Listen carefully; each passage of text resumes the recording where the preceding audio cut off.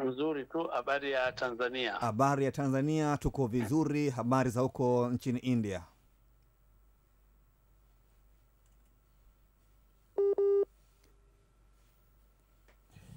Hello.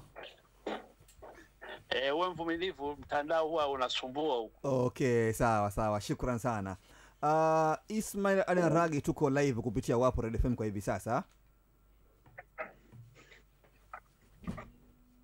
Halo? Ndio, tuko live kupitia Wapo Red FM kwa hivi sasa, Ismail Alinaragi. Ndio.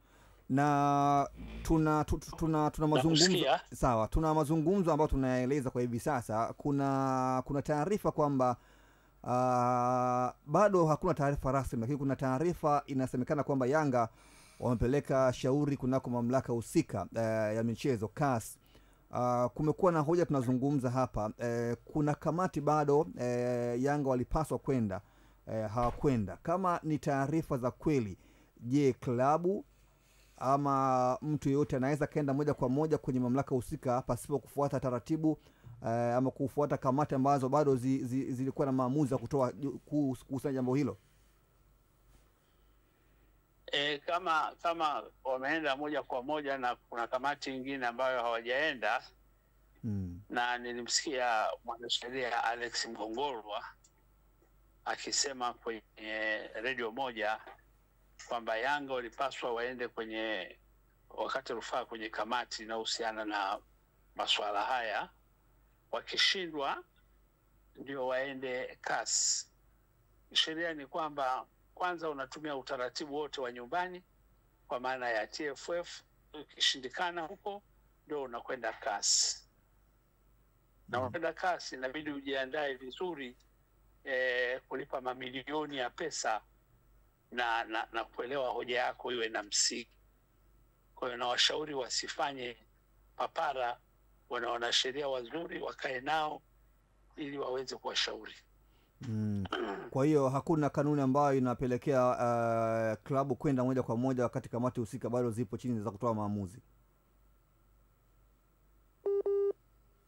Kwa moja wala haitasikilizwa kama wakigundua FIFA. Wakigundua haisikilizwi? Haisikilizwi, inarudishwa tu na unaweza ukapoteza hela yako. Ni vizuri wakapitia kanuni, wakaona wanapaswa kukata rufaa wapi. Sawa.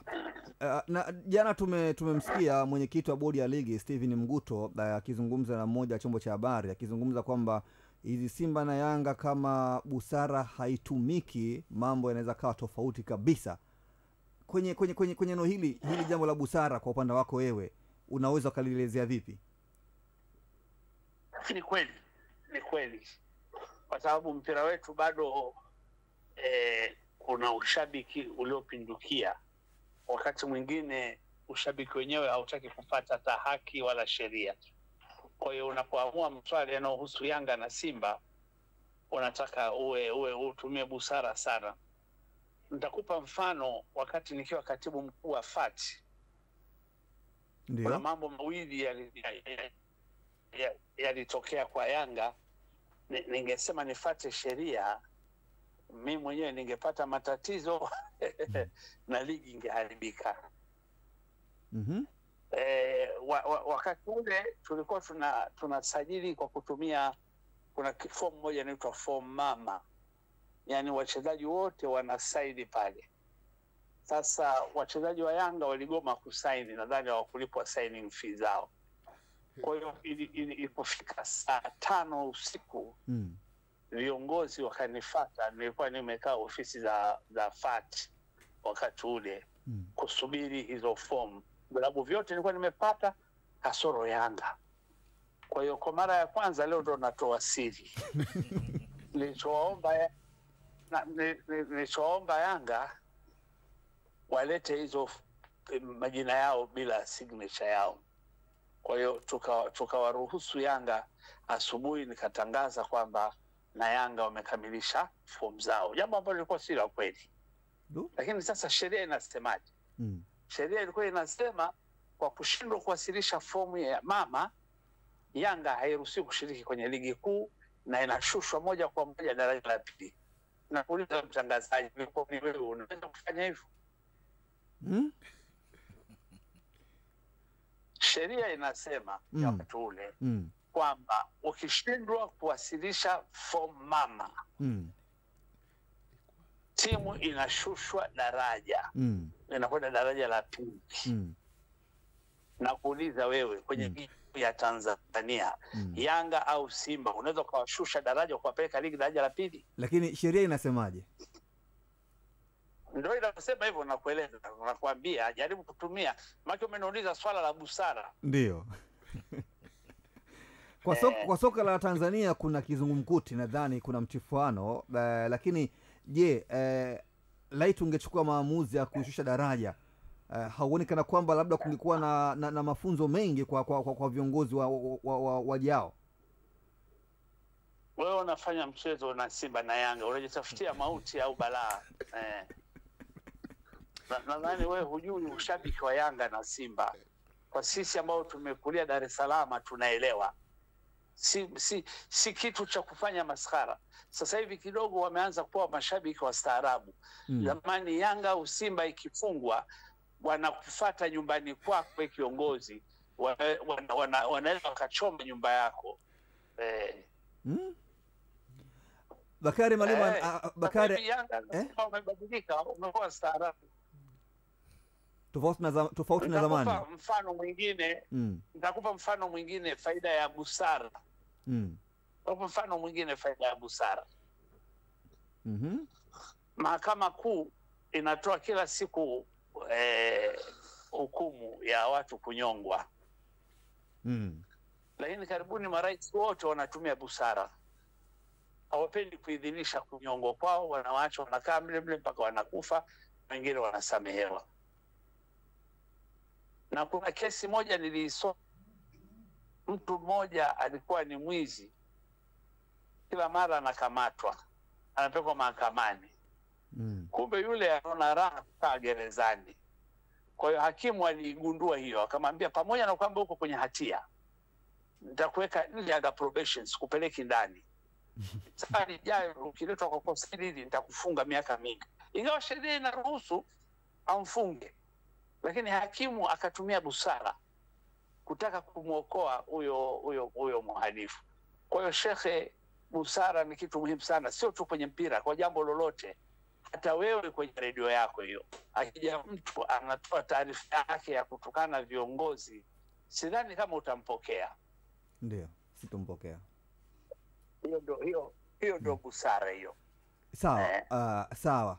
Kuna kauli pia amezungumza pia Steven Mguto kwamba mambo yakiwa mazito pia watajaribu pia kuzungumza ama kuiomba pia serikali pia iweze kuwasaidia kwa sababu ya hizi ya Simba na Yanga, kana kwamba zimebeba sana vichwa vya wapenda kabumbu. Hili nalo likoje? Hakuna ubaya, kwa sababu hiyo inaonyesha ushirikiano mzuri uliopo kati ya TFF, bodi ya ligi na serikali. Kwa hiyo kwenda kwa baba kutaka ushauri ni jambo zuri sana, wala si jambo baya hata kidogo. Sheria ni kuwaomba tu hasa viongozi wetu, mashabiki wetu na wapenzi, tubadilike. Haya yaliyotokea nyuma sasa hivi tusameane, tuangalie wakati ujao. Na sheria kuna mambo mengi. Nasema kuna mambo mengi yametokea. Sasa wewe nikueleze. Ndio. Israeli anachofanya kwa Palestina, wewe unaona ni sahihi? Kwenye jambo la kisiasa bwana Ismail Rage, mimi ni kibinadamu nakuuliza. Nakosa majibu kwa sababu sijabobea sana kwenye eneo hilo bwana Rage. Nadhani huko tuondoke mwenyewe. Maana yake nasema hivyo kwa sababu gani? Ndio. Israeli ni wanachama wa FIFA. Russia ni mwanachama wa FIFA. Lakini Russia kwa kuivamia Ukraine imetolewa kwenye FIFA mashindano yote. Hali kadhalika Israeli wamevamia Palestina, lakini hawajatolewa kwenye mashindano ya FIFA. Sheria iko wazi. Sawa.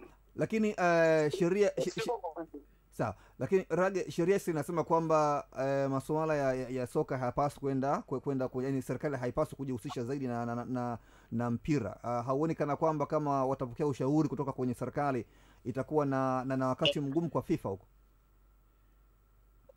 Wao wamesema wanaenda kuomba msaada serikalini, which is good, na FIFA inaingia hilo swala kabisa. FIFA inachokataa ni serikali kuingilia kuongoza michezo. Kwa mfano TFF wanafanya uchaguzi wao, unasema Karia simtaki, hapa nafasi namtaka awe Rage.